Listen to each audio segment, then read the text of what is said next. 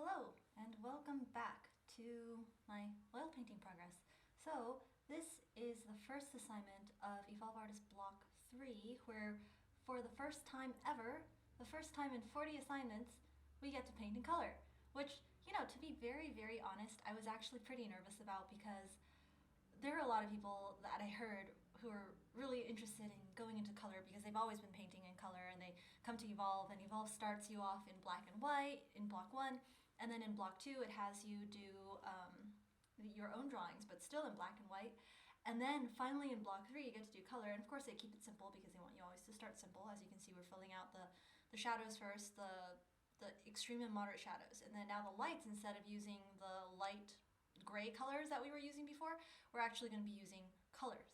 But for me, I was actually pretty nervous because I heard that color is really complicated. So I was like, boy, I still feel like I have a lot of stuff to learn when it comes to just black and white and values. And now we're doing color. Am I really ready for this? But I trust the people who designed the curriculum, so here we are. So the way that this works is, like I said, we start with the shadows. We're not painting the shadows in color right now. We're just doing the lights in color, and we're also simplifying some of the things. We're not doing even gradients, and we're definitely not doing reflections and highlights of any kind at this moment. But anyways, so in order to prepare for this color section of the course, I actually watched a few color mixing YouTube videos. The one that I found the most useful was this one called, I forgot what it was called, but it's by a YouTube channel called Draw Mix Paint. And the instructor kind of showed how when he's matching colors, he starts by trying to get as close as possible to the correct value, and then he goes around the color wheel and asks himself questions like, is the color that I'm targeting more red, or is this color more red? Is that color more orange, or is this more orange? Is that more green, or is this more green? And then he was explaining how you can dilute the intensity. Is it intensity or hue? I get all these vocab terms mixed up, but you can dilute the, say, redness of a red by mixing in a touch of the color that's opposite on the color wheel. So in the case of red, it'd be green. If you put some green in the red, it would be less red. It would be more and more closer to this kind of neutral brownish color. And so that video helped me to get the basic concepts of color mixing, sort of. And then I also read part of a book called Blue and Yellow Don't Make Green, which was recommended by Kevin. And that explains the scientific basis for color, why colors show up the way that they do. And it's a fascinating book. Maybe I'll talk about it a little bit more later. But real quick, what I'm doing right now is I'm trying to match that pink, the pink of the stand underneath the apple. But I actually ended up coming up with a color that was a little more peachy than pink, and I was like, oh, well, that ball over to the right is kind of peachy, so I might as well just start with that one. Anyways, and then I had heard a few of my classmates say something about swatching. So they talk about how they have like a little piece of paper, they put the paint on the piece of paper, and then they can compare the color on that piece of paper to the color that they're trying to match. And it's easier to see when the two colors are right next to each other, how much you are off. So when I was cutting out the gray palette paper to put underneath my see-through palette, I had some leftover scraps of paper, so I just decided to cut some holes in them and use that as my swatching method. Just a lot of little things that I've learned, actually. The first one was that I should keep track of what colors I'm mixing. So at first I was just kind of trying to use the Draw Mix Paint method and mixing different colors and trying them out and seeing if they worked. I ended up with this pink. Oh, wait, that's right, I did start with pink. Oh, I think I mixed it up. I was going to start with the ball, and then I ended up making something that was a little more pink, so I decided to go with the stand instead. Sorry, told the story wrong. Anyways, this pink ended up being a little bit incorrect. It was too light. So the instructors told me that I got the hue correct more or less, but the intensity, the chroma, I think is what the term is. Chroma was a little off. It was too light compared to the picture. Anyways, what was I saying? Oh yeah, so keeping track of what you mix. So originally I was just kind of going like, okay, this looks pink, so I probably should do some kind of red and some kind of white maybe.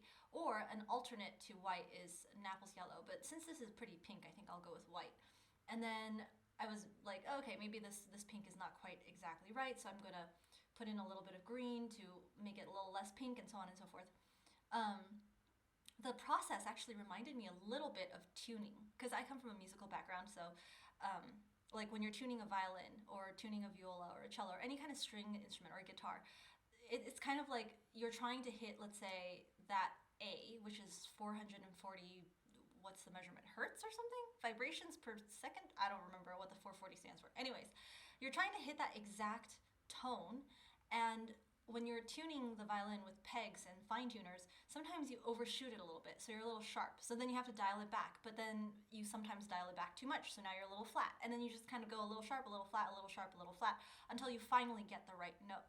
And I was thinking that color mixing is a little bit like this, only instead of being on a two-dimensional track where you can either be too sharp or you can be too flat, it's like multiple tracks. So you can be too green or too red or too blue or too yellow or too orange or too light or too dark. And there's just so many more variables to consider that it's so much more complicated than tuning, but that was the best metaphor that I could think of. Anyways, so at first I was just kind of like, well, okay, it looks kind of pink, maybe a little too pink, so let me throw in a little bit of green, maybe too much green, so a little bit more red. Also, is it this red or is it that red? Because we have 3 different kinds of reds. We have a Chev red, a crimson, madder crimson, and an English red, and they all have a slightly different feel to them, as you can see. And so it's like, which red with the white, or which red with the Naples yellow, and I was just kind of winging it. And then it wasn't until maybe assignment 3 or so that I was like, you know what? I probably should write this down, like what I'm actually experimenting with and what I end up going with. So I have a sketchbook, and what I did was I just like drew a quick representation of the image inside the sketchbook, and then I wrote down the colors that I need. So in this case, for example, there's an apple, so I have to come up with that kind of golden color. Then I need the pink of the stand, I need the peach of the ball, I need the light brown of the table, and then I also need the dark brown of the background, because the background is not completely black. It's not all in shadow. The left side, which you can't really see right now, is a kind of dark brown cloth. And then the right side is a shadow, which is basically black, for now anyways. So that's 1, 2, 3, 4, 5 colors. So I need to mix 5 different colors, which doesn't sound like a lot, but for somebody who's a beginner to color mixing and all this stuff, for me, it is kind of a lot. So yeah, the peach that I ended up with was more accurate. I think it was closer to the photo than the pink was. And then, yeah, they're all kind of similar colors too. They're all on the warm side of the color spectrum. You know, we've got the apples like goldenish, yellow, browny, I don't know, what do you call that color? Orangey. One thing about that was actually the instructional video that we watched to learn how to do the color mixing. Kevin did a different image than what we are actually doing. In his image, there was a pear, but the pear was about the same color as this apple. And when he was talking about mixing the color for the pear, he mentioned orange, and I was like, orange? I don't see orange. That looks like goldish, greenish, brownish to me.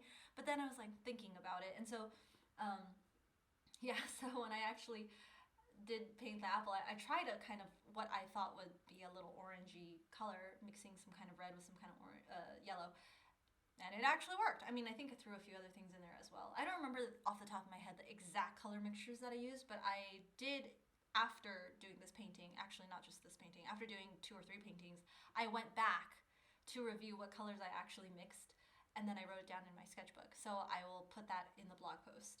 But anyways, now I'm mixing the browns, and mostly I think what I did was I matched the dark brown for the background cloth, and then I added a little bit of white for the front, something like that. Actually, I might not be saying the right thing because I kind of forgot what I did. It's been a while. Yeah, so it's very simple. The point of this assignment, we're not trying to make everything look realistic just yet. We're trying to get the underlying principles down, the underlying skills that we need. And right now, our most important skill that we're training is the ability to see color. And it is a little bit tricky because, as you can see, on a 3-dimensional object like that apple, it's not all one color. That goldenish color sometimes darkens in certain places and lightens in certain places. And so you just kind of have to pick an average and then mix that color and then paint it. And so this image looks pretty flat right now because obviously there's no gradients, there's no reflections or darkening of shadows or whatever.